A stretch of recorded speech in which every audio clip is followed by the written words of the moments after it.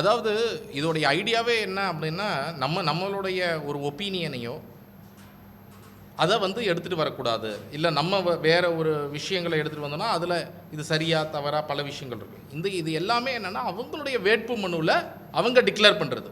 அவங்க என்ன டிக்ளேர் பண்ணியிருக்கிறாங்க அப்படிங்கிறத வாக்காளர்களுக்கு நம்ம எடுத்துகிட்டு போகிறதுக்கான முயற்சி. மறைச்சிருக்கலாம். இப்போது உதாரணத்துக்கு இப்போ நீங்கள் ஒரு ஊரில் இருக்கிறீங்க, உங்கள் தொகுதியில் ஒரு எம்பி நிற்கிறாரு. அந்த தொகுதியுடைய எம்பி இந்த இடத்துல 100 ஏக்கர் வச்சுருக்கிறாருன்னு அங்கே இருக்கிற மக்களுக்கு தெரியும். ஆனால் இந்த வேட்பு மனுவை பார்க்கும்போது இதில் 30 ஏக்கர் தான் டிக்ளேர் பண்ணியிருப்பார். அப்போ பாரு 30 ஏக்கர் தான் டிக்ளேரே பண்ணியிருக்கிறாரு, 70 ஏக்கர் மறைச்சிருக்கிறாருன்னு அங்கே மக்களுக்கு அது ஒரு நாலேஜ். எவ்வளோ டிக்ளேர் பண்ணுறாரு, எவ்வளோ வந்து வேறு பேரில் வச்சுருக்கிறாரு. இது இப்போ இங்கே டிக்ளேர் பண்ணுறதுங்கிறது ஒரு கேண்டிடேட் பார்த்திங்கன்னா அவருடைய பெயரில், அவருடைய மனைவியுடைய பேர், சார்ந்தவர்கள் பேரில் இருக்கக்கூடிய சொத்துக்களை தான் டிக்ளேர் பண்ணுவாங்க. ஆனால் சில பேர் பின்ன பினாமி பேரில் வச்சுருப்பாங்க, மற்றவர்கள் பேரில் வச்சுருப்பாங்க. அப்போ அதெல்லாம் வந்து இதில் வராது. அப்போ அதெல்லாம் அங்கே மக்கள் பார்க்கும் பொழுது இதில் என்ன டிக்ளேர் பண்ணுறாங்க, ஊரில் ஆனால் அவங்க என்ன வச்சுருக்கிறாங்க அப்படிங்கிறது கம்பேர் பண்ணி அவங்க ஒரு முடிவுக்கு வருவதற்கான ஒரு வழிமுறையாக தான் நாங்கள் பார்க்குறோம்.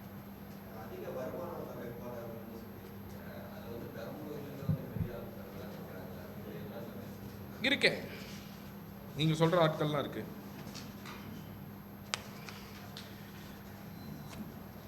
முழு பட்டியலும் வந்து முழு பட்டியல் இருக்குது. நம்ம வந்து ஒரு டாப் 3 மட்டும்தான் இதில் டேபுலேஷனில் ஷார்ட் ரிப்போர்ட்டில் அது மட்டும் தான் கொடுத்துருக்கோம். மற்றபடி ஒவ்வொரு நான் உங்களுக்கு அசட் டீடைல்ஸ் ஆஃப் கேண்டிடேட்ஸ்னு சொல்லி இந்த ரிப்போர்ட் வாட்ஸ்அப்பில் அமைச்சிருப்போம். அதில் ஃபுல் ரிப்போர்ட், இவ்வளோ பெரிய ரிப்போர்ட் அது 200 பக்கம். அதனால் 200 பக்கமும் உங்களுக்கு பிரிண்ட் பண்ணல. நான் உங்களுக்கு அந்த அசட் டீட்டெயிலை பொறுத்த வரைக்கும் நான் வேணால் ஒரு டாப் 15 படிக்கிறேன் உங்களுக்கு. அசோக்குமார் 662 கோடி, Devanathan Yadav Ashokkumar Erode ADMK candidate, Devanathan Yadav Sivaganga BJP candidate 304 கோடி, AC Shanmugam Vellore BJP candidate 152 கோடி, ஜெயபிரகாஷ் கிருஷ்ணகிரி ஏடிஎம்கே கேண்டிடேட் 135 கோடி, கார்த்தி சிதம்பரம் சிவகங்கை காங்கிரஸ் கேண்டிடேட் 96 கோடி, பாரிவேந்தர் பெரம்பலூர் பிஜேபி கேண்டிடேட் 93 கோடி, கணபதி ராஜ்குமார் கோயம்புத்தூர் டிஎம்கே 89 கோடி, கதிரானந்த் வேலூர் டிஎம்கே கேண்டிடேட் 88 கோடி, விஜயசீலன் தூத்துக்குடி தமிழ் மாநில காங்கிரஸ் 86 கோடி, தமிழ்மணி நாமக்கல் ஏடிஎம்கே 85 கோடி ரூபாய், ராதிகா விருதுநகர் பிஜேபி 83 கோடி ரூபாய், அருண் நேரு பெரம்பலூர் டிஎம்கே 80 கோடி ரூபாய், நவாஸ்கனி ராமநாதபுரம் இந்தியன் யூனியன் முஸ்லீம் லீக் 76 கோடி, செல்வ கணபதி சேலம் டிஎம்கே 75 கோடி, விஜய் பிரபாகரன் விருதுநகர் டிஎம்டிகே 73 கோடி ரூபாய். ஸோ டாப் 15 நான் உங்களுக்கு படிச்சிருக்கிறேன். இதில் ரொம்ப கன்சர்னிங்கான ஒரு விஷயம் ஆஸ் சிட்டிசன்ஸ் நமக்கு என்னவாக இருக்கணும்னா, மிகப்பெரிய பணம் படைத்தவர்கள் தான் கட்சியில் வந்து நிற்க வைக்கிறாங்க அப்படிங்கிறது சிட்டிசன்ஸ்க்கு ஒரு கன்சர்னிங்கான ஒரு விஷயமாக இருக்கணும். இது ஒவ்வொரு தேர்தலுக்கும் அதிகரித்து கொண்டே தான் போவதாக நாங்கள் பார்க்குறோம் இந்த மாதிரி விஷயங்கள். ஸோ இது வந்து கட்சிகள் வந்து நோட் பண்ணணும். அவர்கள் எந்தெந்த வேட்பாளர்களுக்கு அவங்க வந்து டிக்கெட் கொடுக்குறாங்க அப்படிங்கிறதுலேருந்து எல்லாமே அதோடைய நாலேஜும் மக்களுக்கு எடுத்துகிட்டு போகிறோம். மிகப்பெரிய அளவில் பணம் படைத்த செல்வந்தர்கள் தான் தேர்தலில் நிற்க முடியும் அப்படிங்கிற ஒரு நிலைக்கு இன்னைக்கு கொண்டு வராங்க அப்படிங்கிறதையும் நம்ம இதில் பார்க்குறோம்.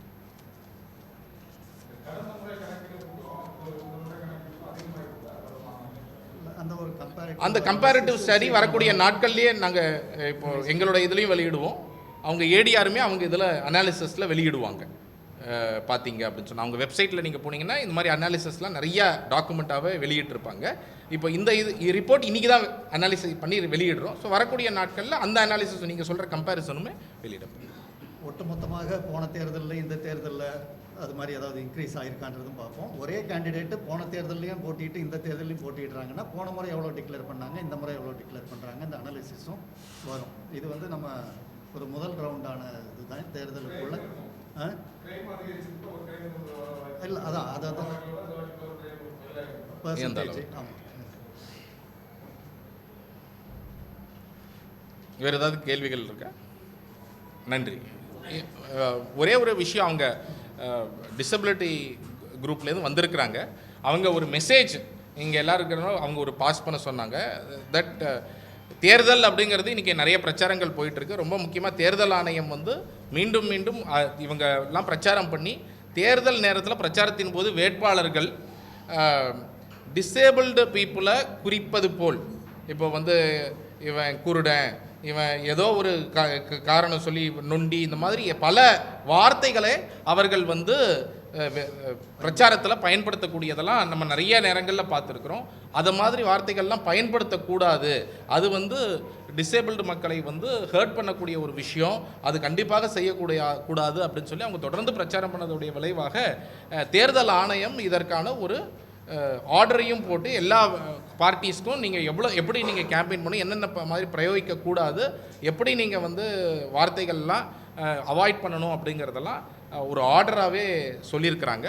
ஸோ அதையுமே வந்து இந்த நேரத்தில் நாங்கள் குறிப்பிட விரும்புகிறோம். அதனால் அரசியல் கட்சிகள் யார் வேட்பாளர்கள் நின்னாலும் அவங்க வந்து இந்த ஒரு உணர்வை வந்து மதிக்கணும். இது வந்து அடிப்படையில் நம்ம வந்து சக மனிதர்களுக்கு கொடுக்கக்கூடிய ஒரு மரியாதை ரொம்ப முக்கியமானது அப்படிங்கிறத நம்ம உணர்ந்து செய்யணும் அப்படிங்கிறத கேட்டுக்கோம். தேங்க்யூ.